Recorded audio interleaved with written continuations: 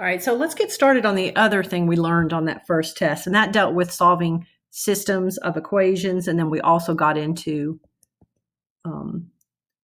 equations that were not linear, and we also got into graphing things. So let's do some algebraic solving of systems. And one example I want to do is problem number 5. So this one has 3 equations. So they have 3 variables, and I'm trying to be really careful about copying them correctly because, boy, it's easy to get a sign wrong or something. Okay. All right, so this is just an equal sign right here. 6x minus y plus 3z equals 8. X plus 3y minus z equals 6. Okay, that's correct. All right, and the directions on this one just say to solve it. Okay. All right, so what we're going to wind up doing here is trying to eliminate one of the variables. Sometimes one variable is a whole lot easier to eliminate than another one. Looking at this one, I think I'm going to try to eliminate the y's. And here's how I'm going to do it. I'm going to go and multiply that first equation by 3. So that becomes 18x minus 3y plus 9, I should have said, plus 9z equals 24. And then you see, if I put that together with equation 2, the second equation, see how what's in front of the y's are already opposites? Okay, I could have eliminated z if I had wanted by multiplying through by a positive 3 and then adding those two. Or I could eliminate the x if I wanted by multiplying by negative 6. So we can have a lot of variation in how we approach it. But what I'm going to do, I chose to eliminate my y's. So see if you can follow along there. So in class, we had done this. We had thought about the first, second, and third equation, and then we were creating equations 4 and 5. Okay, so this is my equation 4, say. All right, now I need to create equation 5, and it turns out that, see how this is also a 3? I could go back. There's a lot of ways I could do it, but I could go back to that equation I modified in number 1, but this time put it together with equation 3. Okay. And then when I add those together, I have a 21x, 3y minus, and a 3y plus. Those would cancel out, plus 5z, and that equals 37. All right, so now pull those two equations together. So equation 4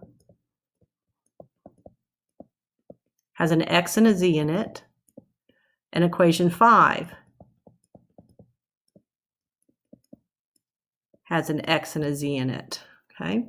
So at this point, we're working on trying to eliminate one of the variables, and I would probably on this, personally, I would probably work on eliminating the z's because the numbers are just smaller here.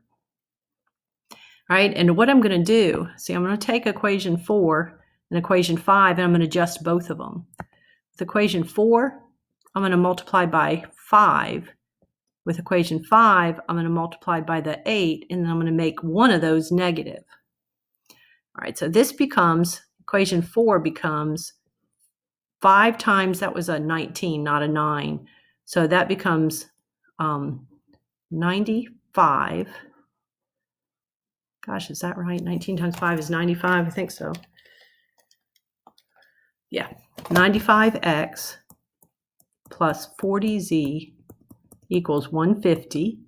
And then I'm multiplying through by a negative 8. So what is that? 168 negative 168x minus 40z equals, we do 37 times 8 here, equals 296. And I'm multiplying by a negative 8, so that's going to be negative. So my modified equation 5 now looks like that. But you see how the z's are opposites? So now we can take the 168 and take away the 95.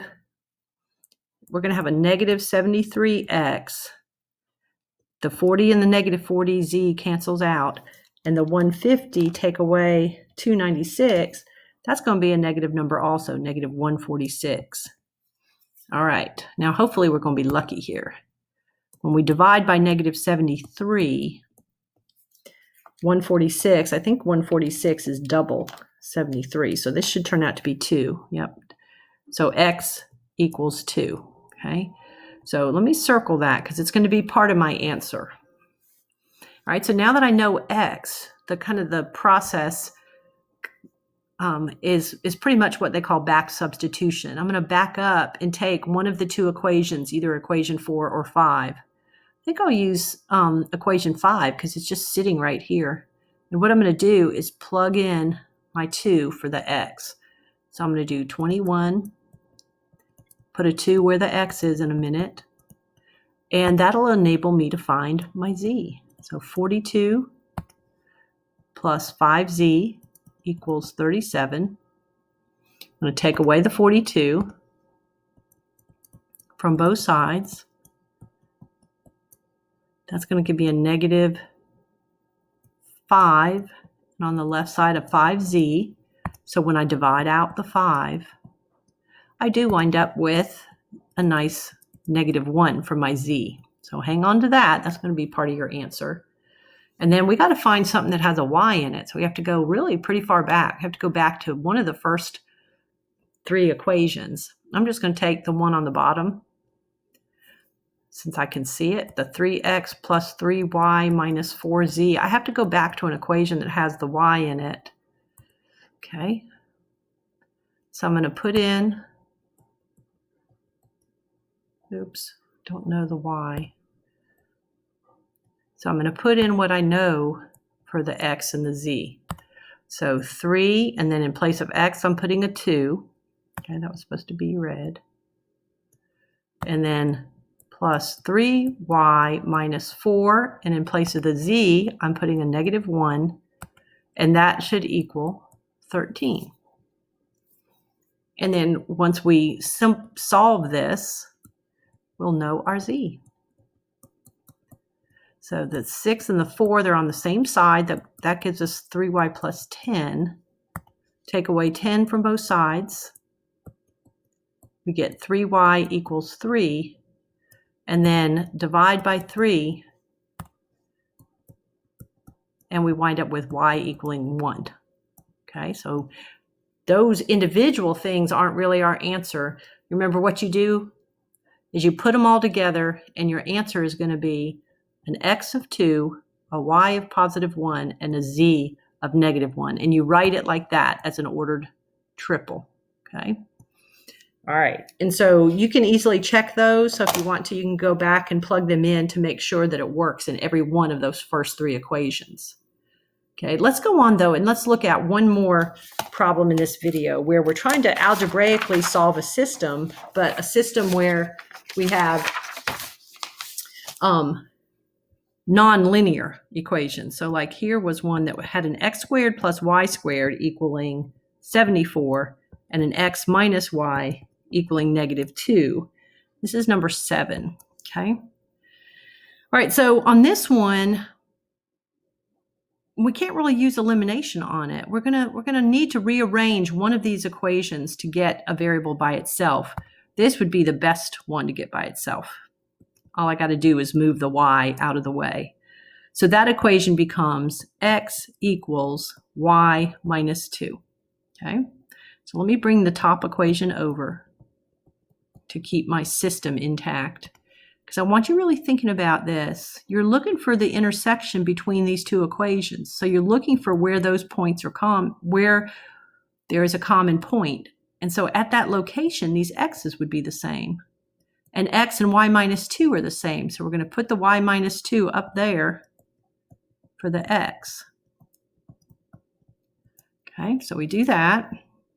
And we've got, some algebra to work out. And you can't forget all that stuff you've learned in all your other classes. So you're going to write that twice, FOIL it out. Okay, just keep up with everything else in the problem. Simplify. Actually, there's another y squared. When I simplify, there's this y squared and that y squared, so that's 2 of them. A 2y, negative 2y would be negative 4y plus 4 equals 74.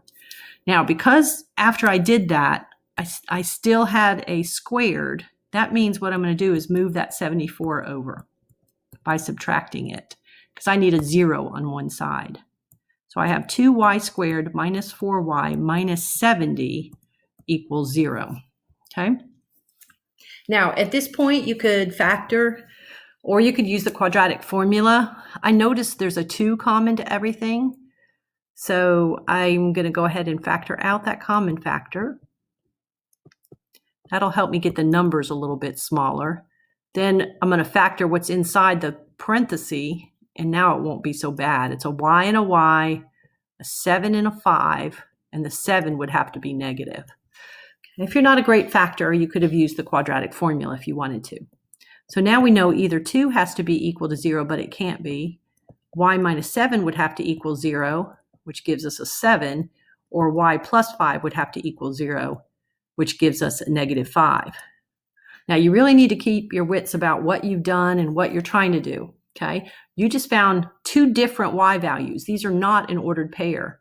You need to figure out the x that goes with this one and the x that goes with that one. So I'm going to go back up to the original equation. Remember that second equation? I could have used the first one if I wanted. Okay. And what I'm going to do is take the equation. I know if y equals 5, it was y equals negative 5. If y equals negative 5, I'm going to plug that in and find the x that goes with a y equals negative 5 right here. Okay, so when y equals negative 5, then we'll see what x needs to be. So when y is negative 5, we could find x by plugging in here, and we get that x turns out to be a negative 7. Now, right then, once you do it, that's when you created your ordered pair. So we found out when y was negative 5, the x coordinate that went with it was an x of negative 7. So that's one of your solutions. Okay. Now you're going to do a similar thing when y equals positive 7. Go back up to the equation. I used equation 2 because I thought it would be easier. I'm going to plug in a 7, and the 7 is going in for the y. So let me bring the rest of the equation down, and then you're going to solve this for x. So you're going to wind up with your x equaling 5. And right then, make sure you pair up the y and the x that you just found into the same ordered pair. Okay, so now we get another ordered pair. This one has an x of 5 and a y of 7. Okay, so this problem was different. We didn't get just a single point of intersection. Okay, what's happening on this one, you might remember this from when we were doing some graphing, is we have a circle here, and then this is a line. So we basically have a line that might look something like that. Then we have this circle, okay? Okay, so that circle's gonna do something like maybe this. And then we just found a couple of ordered pairs where those two intersect. So we found one over here at 5, 7, and one over here at negative 7, negative 5. But we did it using an algebraic approach. Okay, so that was problem number 7. From the review. Number 6 is kind of like it, but you've got a parabola in a line. Okay, so that's the algebraic way of solving a system. We'll pick up in the next